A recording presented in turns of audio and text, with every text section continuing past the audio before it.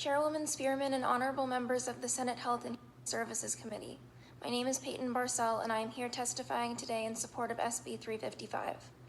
I am 15 years old, and when I was 9, my dad passed away very suddenly of a heart attack. When I tell you that my entire world was swept up from underneath me that night, that would be an understatement.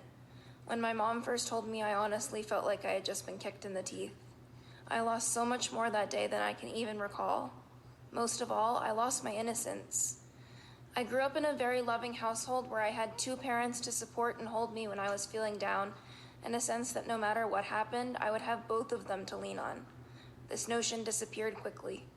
Not only did I lose my dad, but I also lost a big piece of my mom. She was consumed in her own grief and therefore didn't have as much time to attend to mine as she had before. Not only that, but I had my little brother to worry about. He was only 5. I worried about how he would cope and if he was ever going to be okay. Honestly, I worried if any of us were ever going to be okay again. About 6 weeks after hearing the terrible news that my dad was no longer with us, I started attending Adams Place. Adams Place helps children ages 5 to 18 in coping with the loss of a parent or sibling. Adams Place truly changed my life.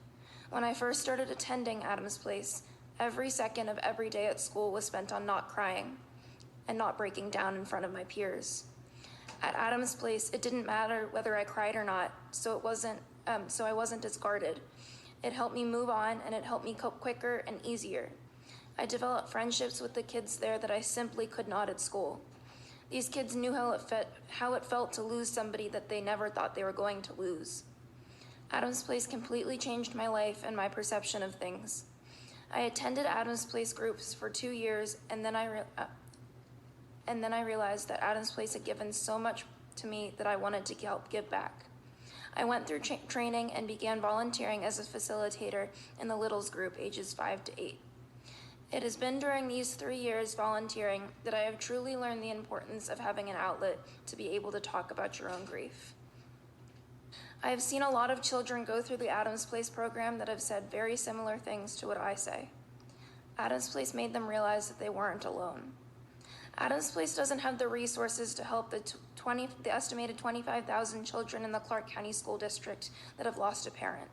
What I do know, however, is that if there is more funding, more and more of these thousands of children will get the help that they deserve.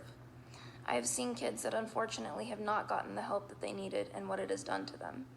No child should have to go through a profound loss by themselves. Madam Chair, I urge you to please pass SB 355 and help the children that need it so desperately. Passage of this bill will allow organizations like Adams Place and Solace Tree here in Reno to help the children that need assistance by these important community-based organizations so desperately in their greatest time of need. I thank you for your time. Thank you.